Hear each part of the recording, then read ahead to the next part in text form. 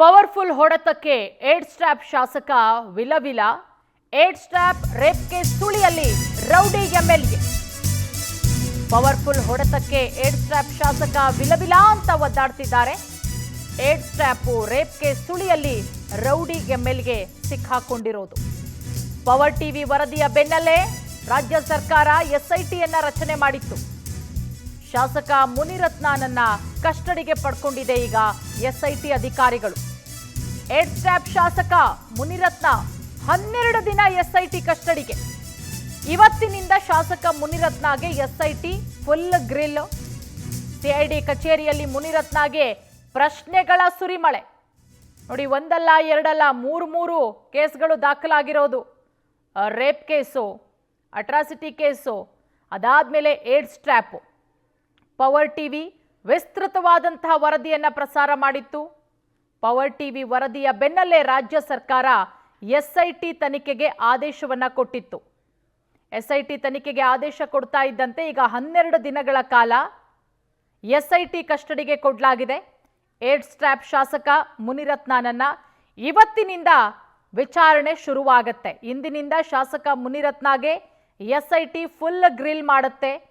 ಸ್ಥಳ ಮಹಜರು ಎಲ್ಲ ವಿಚಾರಗಳ ಬಗ್ಗೆನೂ ಕೂಡ ಸುದೀರ್ಘವಾಗಿ ವಿಚಾರಣೆಯಾಗುತ್ತೆ.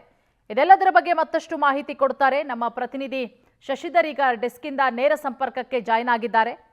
ಶಶಿಧರ್, ಪವರ್ಫುಲ್ ಹೊಡೆತಕ್ಕೆ ಮುನಿರತ್ನ ತಂಡ ಹೊಡೆದು ಹೋಗಿದ್ದಾರೆ. 3 FIR, ಒಂದು ಅಟ್ರಾಸಿಟಿ ಕೇಸು, ಅದಾದ್ಮೇಲೆ ಅತ್ಯಾಚಾರ, ಮತ್ತೊಂದು ಏಡ್ಸ್ ಟ್ರ್ಯಾಪ್. ಎಲ್ಲದಕ್ಕೆ ಪವರ್ಫುಲ್ ಆಗಿ ವರದಿ ಮಾಡಿತ್ತು. ಎಸ್ಐಟಿಗೂ ಕೂಡ ಸರ್ಕಾರ ಆದೇಶ ಕೊಡ್ತಾ ಇದ್ದಂತೆ 12 ದಿನಗಳ ಕಾಲ ಕಸ್ಟಡಿಗೆ ಕೊಡಲಾಗಿದೆ. ಇವತ್ತಿನಿಂದ ಯಾವ ರೀತಿ ಮುನಿರತ್ನ ವಿಚಾರಣೆ ಶುರುವಾಗುತ್ತೆ ಶಶಿಧರ್? ಪೂರ್ಣಿಮಾ, ಮಾಜಿ ಕಾರ್ಪೊರೇಟರ್ ಅಂತ ವೇಲು ನಾಯ್ಕರ ವಿರುದ್ಧ ಜಾತಿ ನಿಂದನೆ ಆರೋಪ ಮಾಡಿರೋದು, ಅದೇ ರೀತಿಯಾಗಿ ಕೂಡ ಗುತ್ತಿಗೆದಾರರಂತ ಚಲುರಾಜ್ ಅವರಿಗೆ ಕೊಲೆ ಬೆದರಿಕೆ ಹಾಕಿರೋದು, ಅದೇ ರೀತಿಯಾಗಿ ಸಂತ್ರಸ್ತ ಮಹಿಳೆಗೆ ಬೇರೆ ಕೆಲಸವನ್ನು ಮಾಡಿಕೊಡ್ತೇನೆ ಅಂತ ಹೇಳ್ಬಿಟ್ಟು ಆಮಿಷವನ್ನು ಒಡ್ಡಿ ಸಚಿವರ ಕೊಠಡಿ ಅಂತಂದರೆ ವಿಕಾಸಸೌಧದಲ್ಲಿ ಮುನಿರತ್ನಂ ಅವರು ಸಚಿವರಾಗಿದ್ದಾಗ ಕೊಠಡಿಗೆ ಕರೆಸಿ ಅಲ್ಲಿ ಕೂಡ ನನ್ನ ಮೇಲೆ ಅತ್ಯಾಚಾರ ಮಾಡಿದ್ದಾರೆ ಅಂತ ಹೇಳ್ಬಿಟ್ಟು 3 ಪ್ರಕರಣ ಕೂಡ ಈಗ ದಾಖಲೆ ಆಗಿದೆ. ಅದಕ್ಕೆ ಸಂಬಂಧಪಟ್ಟಂತೆ ಸರ್ಕಾರ ಕೂಡ ಎಸ್ಐಟಿಯನ್ನ ರಚನೆ ಮಾಡಿದೆ. ಹೀಗಾಗಿ 12 ದಿನಗಳ ಕಾಲ ಶಾಸಕ ಮುನಿರತ್ನಂ ಅವ್ರನ್ನ ಎಸ್ಐಟಿ ಕಸ್ಟಡಿಗೆ ಪಡೆದುಕೊಂಡಿದ್ದಾರೆ. ಮೊದಲನೇದಾಗಿ ಏನಂತಂದ್ರೆ ದೂರು ಏನೆಲ್ಲ ದಾಖಲಾಗಿದೆ, ಆ ದೂರಿಗೆ ಸಂಬಂಧಪಟ್ಟಂತೆ ಏನೆಲ್ಲ ಸಾಕ್ಷ್ಯಗಳು ಸಿಗುತ್ತೆ ಅವೆಲ್ಲವನ್ನು ಕೂಡ ವಶಕ್ಕೆ ಪಡೆದುಕೊಳ್ತಾರೆ. ಅದರ ಜೊತೆ ಶಾಸಕರು ಏನಾದರೂ ದಾಖಲೆಗಳೇನಾದ್ರು ಮತ್ತೆ ಸಾಕ್ಷ್ಯಗಳೇನಾದರೂ ನಾಶ ಮಾಡಿದಾರ ಅನ್ನೋದ್ರ ಬಗ್ಗೆನೂ ಕೂಡ ಸಂಪೂರ್ಣವಾಗಿ ತನಿಖೆಯನ್ನು ಕೂಡ ಮಾಡ್ತಾರೆ. ಯಾಕಂತಂದ್ರೆ ಅತ್ಯಾಚಾರ ಅಂತ ಬಂದಾಗ ಅಲ್ಲಿ ಸ್ಪಾಟ್ ಮಾಜರ್ಗೆ ಹೋದಾಗ ಆ ಶಾಸಕರು ಯಾವ ದಿನಾಂಕದಲ್ಲಿ ಯಾವ ಸಮಯದಲ್ಲಿ ಅತ್ಯಾಚಾರವನ್ನ ಮಾಡಿದ್ರು, ಆ ಮಹಿಳೆ ಆ ಒಂದು ಸಂದರ್ಭದಲ್ಲಿ ಯಾವ ವಸ್ತ್ರಗಳನ್ನ ಧರಿಸಿದ್ರು, ಆ ಒಂದು ವಸ್ತ್ರಗಳನ್ನ ಮೊದಲನೇದಾಗಿ ವಶಕ್ಕೆ ಪಡಿತಾರೆ. ಆಮೇಲೆ ಆ ಒಂದು ಏನು ಮಂಚ ಏನಾದ್ರು ಬಳಕೆ ಮಾಡಿದ್ರ, ಚಾಪೆ ಏನಾದ್ರು ಬಳಕೆ ಮಾಡಿದ್ರ, ಆ ಕೊಠಡಿಯಲ್ಲಿ ಏನಾದ್ರು ಆ ಕೂದಲು ಮಾದರಿ ಏನಾದ್ರು ಸಿಗುತ್ತಾ, ಇಲ್ಲ ರಕ್ತದ ಮಾದರಿ ಏನಾದ್ರು ಸಿಗುತ್ತಾ, ಇಲ್ಲ ಸ್ಪರ್ಮ್ ಏನಾದ್ರು ಸಿಗುತ್ತಾ, ಅವೆಲ್ಲವನ್ನು ಕೂಡ ವಶಕ್ಕೆ ಪಡೆದು ಮೆಡಿಕಲ್ ಟೆಸ್ಟ್ ಅನ್ನು ಕೂಡ ಮಾಡ್ತಾರೆ.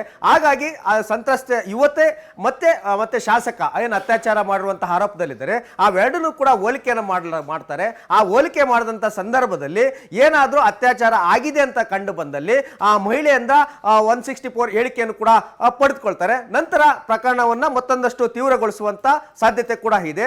ಹಾಗಾಗಿ ಸಂತ್ರಸ್ತೆಯನ್ನ ಅದಾದ ನಂತರ ಬೇರೆ ಕಡೆ ಏನಾದ್ರೂ ಮೀಟ್ ಆಗಿದ್ರ, ಬೇರೆ ಎಲ್ಲಾದ್ರೂ ಅವರನ್ನ ಬರೋದಕ್ಕೆ ಕೇಳಿದ್ರ, ಅದೆಲ್ಲವನ್ನು ಕೂಡ ಮಹಿಳೆ ಬರೀ ಹೇಳಿಕೆಯನ್ನ ಪಡೆದುಕೊಂಡು ನಂತರ ವಿಚಾರಣೆ ಕೂಡ ಮುಂದುವರಿಸ್ತಾರೆ. ಅದೇ ರೀತಿ ಕೂಡ ಕೊಲೆ ಬೆದರಿಕೆಗೆ ಸಂಬಂಧಪಟ್ಟಂತೆ ಯಾರು ಕೊಲೆ ಬೆದರಿಕೆ ಹಾಕಿದ್ರು, ಅದರ ಉದ್ದೇಶ ಏನಾಗಿತ್ತು, ಯಾರು ಕೊಲೆ ಬೆದರಿಕೆ ಹಾಕೋದಕ್ಕೆ ಹೇಳಿದ್ರು ಅನ್ನೋದ್ರ ಬಗ್ಗೆ ಕೂಡ ಸಂಪೂರ್ಣವಾಗಿ ತನಿಖೆನ ಮಾಡ್ತಾರೆ.